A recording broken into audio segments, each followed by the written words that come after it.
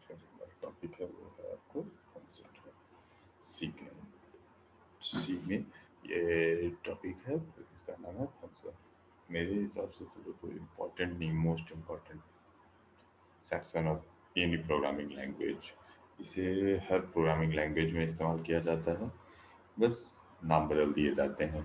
जैसे कि सी पर हो गए तो इसे फंक्शन कहते हैं, अगर सी प्लस प्लस पर हो गए तो इसे फंक्शन ही कहा जाता है, लेकिन जावा पर हो गए तो इसे मेथड कहा जाएगा।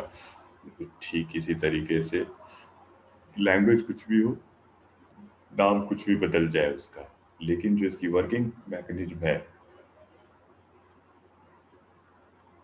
वो आपको किसी भी लैंग्वेज में चेंज नहीं हो सकती है। अगर हम बोले किसी भी प्रोग्राम का जो कोर है वो कोर क्या है, तो किसी भी प्रोग्राम का कोर है function.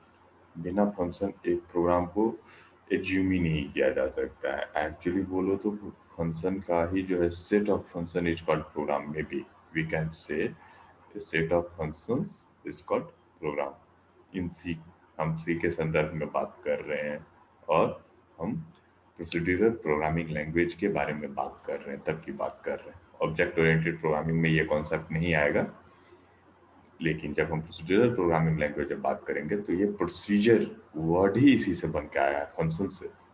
Procedural programming language actually function का दूसरा नाम प्रोसीजर भी है, ठीक है। फंक्शन का दूसरा नाम क्या है? प्रोसीजर। और ये जो है प्रोसीड्यूरल प्रोग्रामिंग लैंग्वेज है। प्रोग्रामिंग लैंग्वेज दो टाइप के होते हैं, एक होता है प्रोसीड्यूरल प्रोग्रामिंग लैंग्वेज और एक होता है ऑब्जेक्ट ओरिएंटेड प्रोग्रामिंग लैंग्वेज। तो फंक्शन जो है उसे प्रोसीजर कहा जाता है, और तुम समझ रहे हो प्रोसीड्यूरल प्रोग्रामिंग लैंग्वेज, ये एक प्रोग्रामिंग लैंग्वेज ही ऐसा है जिसका पूरा फोकस जो है किस पे होता है? प्रोसीजर पे होता है, मतलब फंक्शन पे होता है। अभी आपने देखो, थोड़ा सा चीज आपको याद होगा, क्लास जब यूज करते हो तो अब जब उसको यूज करते हो तो चलो मैं आपको दिखाता हूँ। कभी भी जब आप प्रोग्राम बनाती हो तो सबसे पहले अपन लोग क्या पढ़े हैं रूल ऑफ सी में? Main is the first function that is called automatically when programming is executed. मतलब कहने का है कि आप कुछ भी प्रोग्राम बनाओ तो सबसे पहला चीज क्या आता है आपके सामने खुल करके? जो सबसे पहला चीज आपके सामने आएगा कोई भी प्रोग्राम बनाने के बाद, कि मेन आपको लिखना ही है। प्रोग्राम रन कब करेगा? मेन से आप लोग लिखते हो प्रोग्राम को, है inclut include conio dot h has inclut include h, ठीक है। right। प्रोग्राम अगर आपको चलाना है तो फंक्शन लिखना ही होगा। और मेन फंक्शन जो ये what is this is a function, main is the function. तो मेन एक ब्लॉक है, तो फंक्शन क्या है? Function is a block of code.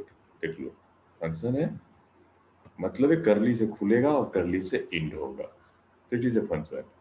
तो function is a block of code.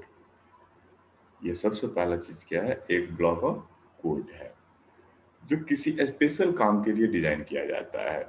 जैसे मेन का एक स्पेशल काम अगर हम तुमको बताएं तो मेन फंक्शन का स्पेशल काम ये है, एक्चुअली ये मेन फंक्शन को जो यूज करता है वो तुम्हारा ऑपरेटिंग सिस्टम यूज करता है। वो कहता है जब तक ये प्रोग्राम मेन फंक्शन चल रहा है तब तक तुम्हारा प्रोग्राम चल रहा है, इट्स मेन। बात समझे? लेकिन तुम कई तरीके के फंक्शन खुद से बना सकते हो, यूज किए हो। मैंने आपको कई दफा बोला है कि print F, PRINT print F, it is a function. आज सुने होगे,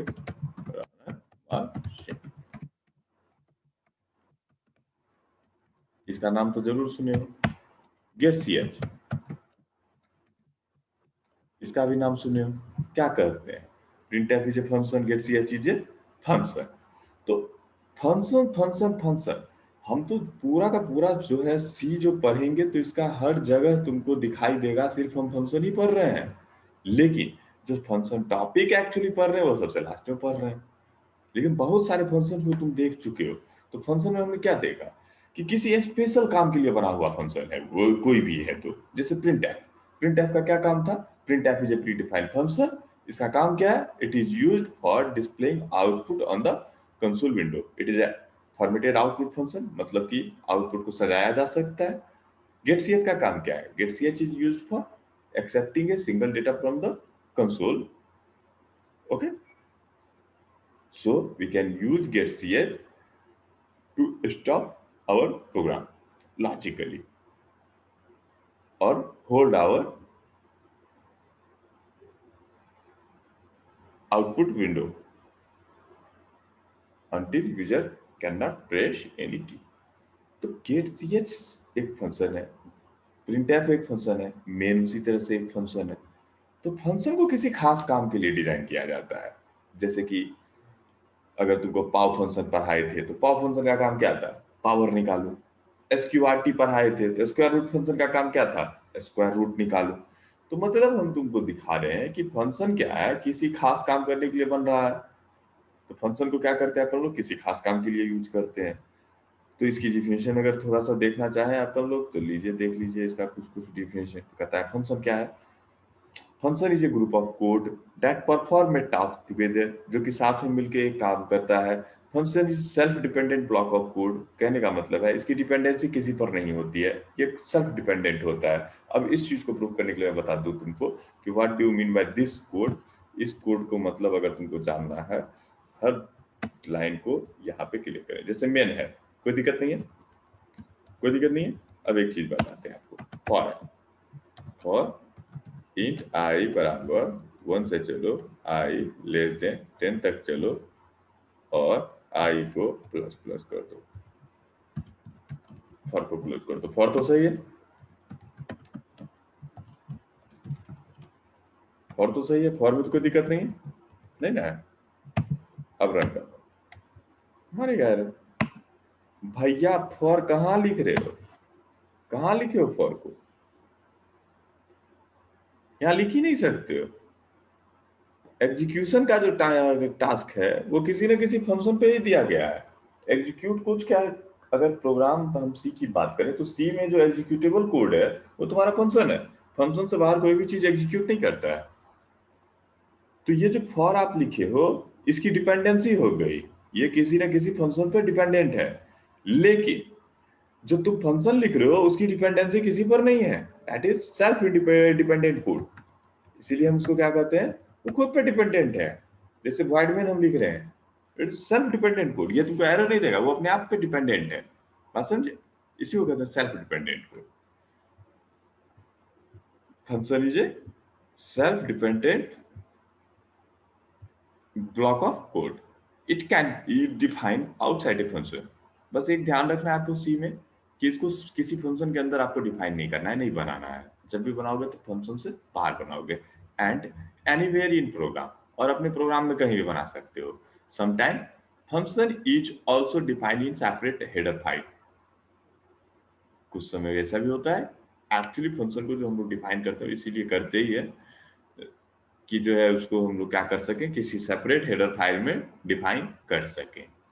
और कुछ चीजें हैं, ये चीजें आप ध्यान से देखिए, बिना स्किप किए उसको देखना जरूरी है। मेरे सब्सक्राइबर बढ़ाने के लिए नहीं, क्योंकि आप कंटिन्यू देख सकते हैं, मेरे सब्सक्राइबर 30 40 50 होते हैं। जितने मेरे करंट स्टूडेंट हैं वो मेरे सब्सक्राइबर हैं, इसलिए वो नहीं बोल रहा, मैं बोल रहा हूँ आपको पूरा नोट्स बनाना है, इसलिए लाइन बाय लाइन हर लाइन को क्लियर करके चलिएगा।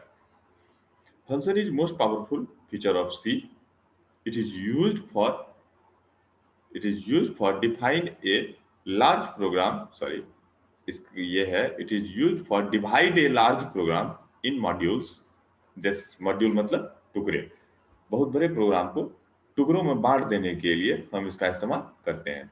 Due to modular approach program debugging is much easier. कहता है कि अगर कोई 50 पेज का तुमको हम 50 पेज का कोई तुमको हम थ्योरी लिख के दे दें, अब 50 पेज में कहीं गलती हो जाता है तो तुमको सुधारने के लिए पूरा 50 पेज एक लाइन से पढ़ना होगा सिक्वेंशियली 1 to 50 पेज, और सर्च करना पड़ेगा कि एरर कहाँ है।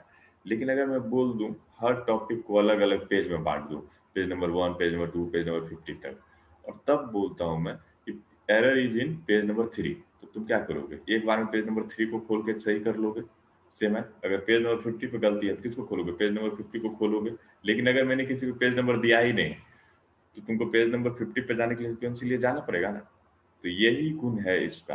अगर हम प्रोग्राम को छोटे छोटे मॉड्यूल्स या टुकड़ों में बांट दें, जो कि सिर्फ और सिर्फ फंक्शन की मदद से हो सकता है, तो होगा क्या, एरर फाइंडिंग मेरा आसान हो जाएगा, क्योंकि तो पता होगा कि गलती किस ब्लॉक में है। जैसे मान लो कि हम प्रोग्राम बनाए हैं, जिस प्रोग्राम में मैन्यू ड्रिवन प्रोग्राम है, 1 पे एडिशन, 2 पे सब्सट्रैक्शन बना चुके हैं ऑलरेडी, 3 डिवीजन, 4 मल्टीप्लिकेशन, 5 एग्जिट। अगर हम इतना कर दें तो अब 4 अलग-अलग प्रोग्राम हैं। अगर चारों को एक जगह बना दोगे तो क्या होगा, सब एक जगह आ गया। लेकिन अगर हम चारों को अलग-अलग कर दें, ऐड के लिए अलग ब्लॉक लिख देते हैं, सब्सट्रैक्शन के लिए अलग ब्लॉक, मल्टीप्लिकेशन के लिए अलग ब्लॉक, तब अगर एडिशन में कोई गलती आ रहा होगा तो सिर्फ एडिशन ब्लॉक में खोलना पड़ेगा, पूरा नहीं ना खोलना पड़ेगा। तो एक्चुअली अभी हम लोग बच्चे छोटे प्रोग्राम को बनाते हैं, इसलिए आपको ये चीज़ें समझनी थोड़ी-सी मुश्किल लगती होगी। लेकिन ये यकीन मानो, जिस दिन रियल लाइफ प्रोग्राम बनता है उस समय वो प्रोग्राम 10-10 हज़ार, 1-1 लाख लाइन का है। तो उस लाइनिंग में अगर आप उसको सही तरीके से अरेंज करके नहीं रखोगे तो फिर आपके लिए प्रोग्राम में एरर फाइंडिंग और डिबगिंग बहुत ही टफ हो जाएगा। जस्ट रिमेंबर वन थिंग, तो यही कहता है, due to modular approach program debugging is much easier. अगर आप इसको टुकड़ों में बांट करके करोगे या फंक्शन से ज्यादा इस्तेमाल फंक्शन का करोगे तो प्रोग्राम में डिबगिंग आसान हो जाएगा, एरर फाइंडिंग आसान हो जाएगा। अगला कहता है आपको, function provide reusability facility to programmer, means once we create a function then we can use it multiple time by call it। अब सिंपल एक छोटा सा एग्जांपल बताते हैं तुमको।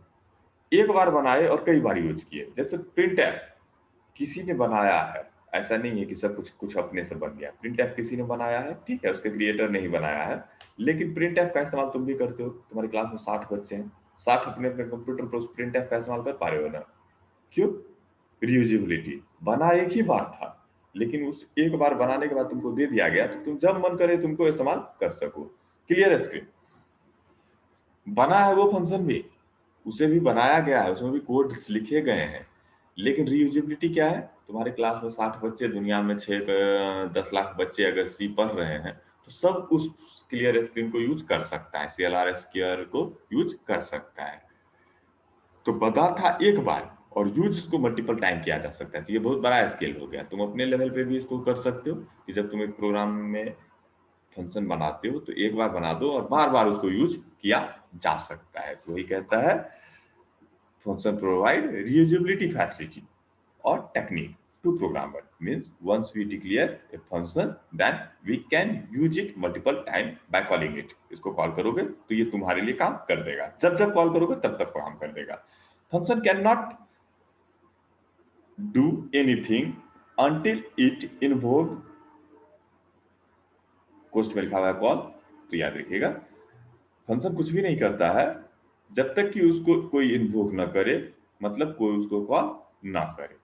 फंक्शन तुम्हारे प्रोग्राम में बना हुआ है, इससे कोई मतलब नहीं है, वो एग्जीक्यूट होगा। एग्जीक्यूट करने के लिए उसको इन्वोक करना होगा, उसको कॉल करना होगा, तब वो कोई काम करेगा। बात समझे? नहीं तो फंक्शन काम, जैसे कि तुम्हारे हर प्रोग्राम में प्रिंट एफ को तुम यूज करते हो तो प्रिंट एफ का काम करता है, गेट सी एच को यूज करते हो तो गेट सी एच का काम करता है। अब CLR SCR नहीं लगाओगे तो थोड़ी काम हो जाएगा, CLR SCR जब लगाओगे तभी काम करेगा।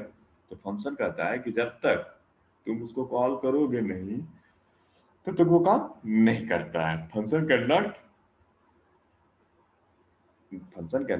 डू एनीथिंग,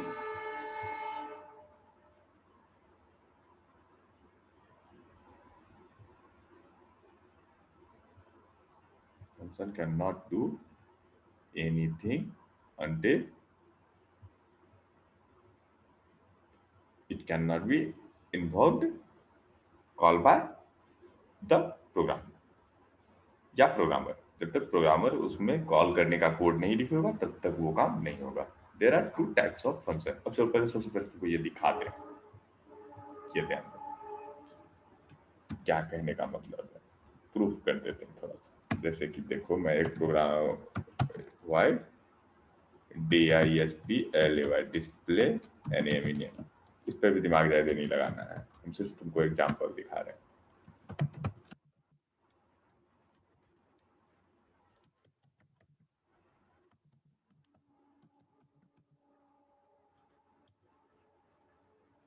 देखिए,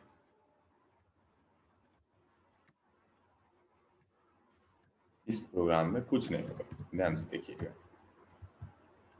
कोई आउटपुट नहीं, देयर इज नो आउटपुट। तो इस डिस्प्ले नेम के यहाँ होने नहीं होने से कोई फर्क नहीं पड़ता है, क्योंकि main is the first function that is called automatically when program is executed. Main में घुसेगा, उसको पढ़ना चालू करेगा, और मेन जब तक चलेगा तब तक तुम्हारा प्रोग्राम चल रहा है। देखो मेन पढ़े, ठीक है, मेन के नीचे में कुछ नहीं है, ठीक है, गेट सी एच है तो चलो रोक दिए। अब रोक दिए, तुम कोई की दबाओगे तो गेट सी एच का काम खत्म। यहाँ आएगा, यहाँ देखेगा करली बंद, तो करली बंद तो किसका करली बंद? मेन का करली बंद। अब मेन का करली बंद मतलब मेन खत्म हो गया, और मेन एक ही है, तुम्हारा प्रोग्राम जो है वो मेन है। जब तक मेन ओपन मोड में है तब तक तुम्हारा प्रोग्राम चल रहा है, मेन खत्म, प्रोग्राम खत्म। तो फिर देखो डिस्प्ले नेम का कोई यूज ही नहीं हुआ हमारे को।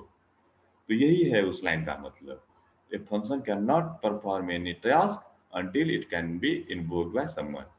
इसको अगर तुम अब कंट्रोल F9 से किए तो देखो कुछ नहीं हुआ। अगर लेकिन तुम यहाँ पर लिख देते हो DISPLAY प्ले NAME ने कंट्रोल F, तो देखो क्या छापा, माई सेल्फ रॉनल्ड। जबकि यहाँ देखो मेन से प्रोग्राम पढ़ेगा, कहाँ से पढ़ेगा? मेन से। तो वॉइड मेन में आया, नीचे में क्या पढ़ा? Display name. हम तो तुमको बताए ही थे कि जब डिस्प्ले नेम और पैरेंथेसिस लगी हुई है, इसका मतलब ही है कि ये फंक्शन है। फंक्शन है तो कैसे जाता है, कहाँ जाता है सर्च करने के लिए? ऊपर जाता है सर्च करने के लिए। तो ऊपर चलो, ऊपर कहाँ? देखो ऊपर यहाँ पे इसको यही मिल गया, void display name. Display name मिल गया मतलब हाँ यहाँ पे है कि क्या करना है, इसमें घुसा, काम किया, प्रिंट माई सेल्फ रौनक, और फिर खत्म। तो डिस्प्ले नेम खत्म, तो जहां से कॉल जिसने किया था वहां पे वापस पहुंच गया। अभी काम खत्म हो चुका है, उसके नीचे में गेट सी एच है, रोक के रखा है। तो देखो, समझे? यहाँ लगा दे CLR clear screen, control F9, myself Raunak. तो मतलब यही है, a function cannot perform any task until its involvement cannot be invoked by someone। तो बातें कुछ समझ में आई होगी, खैर नहीं आई तो फिर आगे हम लोग इस पे ही डिस्कस करेंगे अभी कुछ दिन। मोटा मोटी लास्ट इंपॉर्टेंट चैप्टर है ये। अब कहता है there are two types of function. Function को जनरली दो टाइप में बांटा गया है, और वो है तुमको कि कौन बनाया है इसके आधार पर। ठीक है, there are two types of function. Declare बनाने वाले कौन है? तो कहता है there are two types of function. पहला है प्री डिफाइंड फंक्शन, इसको हम लोग लाइब्रेरी फंक्शन भी कहते हैं। प्री डिफाइंड फंक्शन और लाइब्रेरी फंक्शन। प्री डिफाइंड मतलब पहले से बना हुआ, प्री डिफाइंड तो पहले से बना हुआ मतलब धरती के आने से पहले से थोड़ी, पहले से बना हुआ मतलब सी में हम, मतलब प्रोग्रामर जो नहीं बनाता है, जो पहले से है, that is called pre defined. तो देखते हो प्रिंट एफ हम तुम नहीं बनाया है, दुनिया का कोई प्रोग्रामर नहीं बनाया है, इसका प्रोग्रामर वही है जो कि सी का एक्चुअल कंपाइलर डेवलपर है, उसी ने प्रिंट एफ बनाया है। गेट सी एच उसी ने बनाया है, गेट एस उसी ने बनाया है। मैथ डॉट एच में जितने भी हैं, एसक्यूआरटी, पा, एबीएस, मतलब जितने भी फंक्शन तुम पहले से है बने हुए, सिर्फ तुम उसका इस्तेमाल करते हो, that is called predefined function. तो कहता क्या है, फंक्शन दो भाग में बटा, एक फंक्शन है प्री डिफाइंड फंक्शन, तो कहता है function that is provided by the compiler is called predefined function और library function. A predefined function always comes with header file और लाइब्रेरी।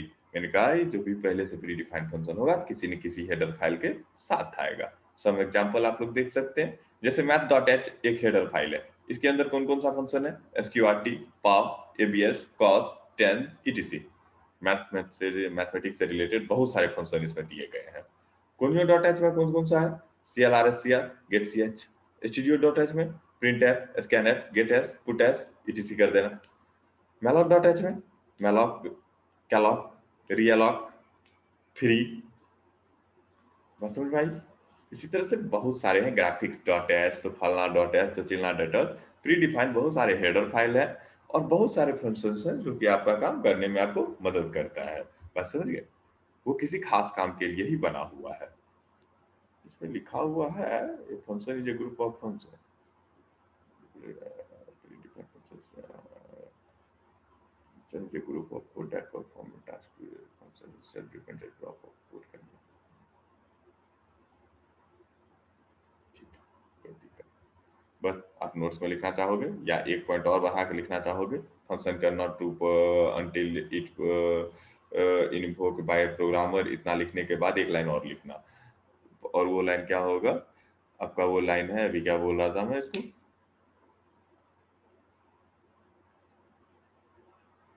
चलो यहाँ एक लाइन छोड़ के लिखना, अभी हम बोल रहे थे भूल गए ना। तो फंक्शन क्या है,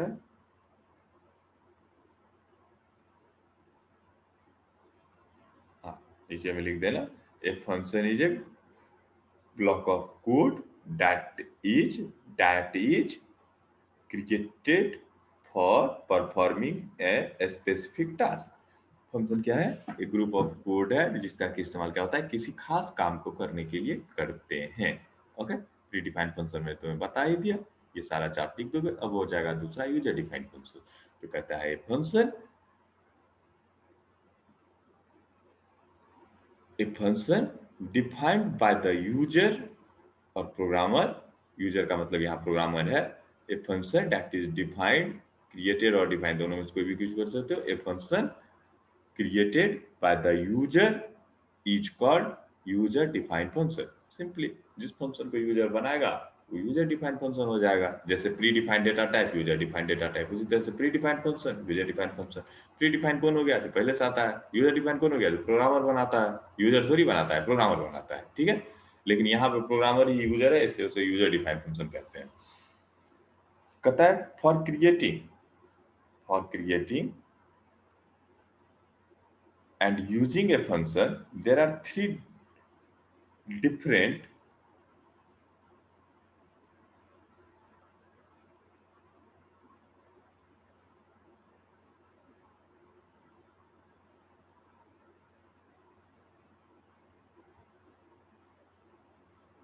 there are three different section are used। तीन देखो सेक्शन होता है ये बटा हुआ फंक्शन का। जब हम इम्प्लीमेंटेशन अपने प्रोग्राम में करेंगे और जो यूजर डिफाइंड फंक्शन एक्चुअली होगा उसकी बात आती है कि जब यूजर डिफाइंड फंक्शन बनाओगे तो उसको तीन सेक्शन में बांटा जाता है। एक सेक्शन है उसका प्रोटोटाइप डिक्लेरेशन, दूसरा सेक्शन है उसका फंक्शन डेफिनेशन, तीसरा सेक्शन है उसका फंक्शन कॉलिंग। तीन सेक्शन में बांटा गया है, function prototype declaration, function definition and function calling. तो आज के लिए इतना ही, नेक्स्ट जो है नेक्स्ट क्लास में करते हैं, ठीक है। आई थिंक आपको ये फंक्शन कुछ समझ में आ गया होगा। तो यूजर डिफाइंड फंक्शन का मतलब क्या है वो भी हम समझ गए, प्री डिफाइंड फंक्शन क्या होता है वो समझ गए, व्हाट इज फंक्शन सबसे इंपॉर्टेंट चीज है उसको समझना। आई थिंक वो भी आप कुछ हद तक समझ गए होंगे। अब बात आता है यूजर डिफाइंड फंक्शन को करने के बाद नेक्स्ट हम करते हैं अभी अगली क्लास में इसी चैप्टर को क्लियर करेंगे, फंक्शन प्रोटोटाइप डिक्लेरेशन, या अभी कर लेते हैं। तो तीन सेक्शन में इसे बांटा गया है।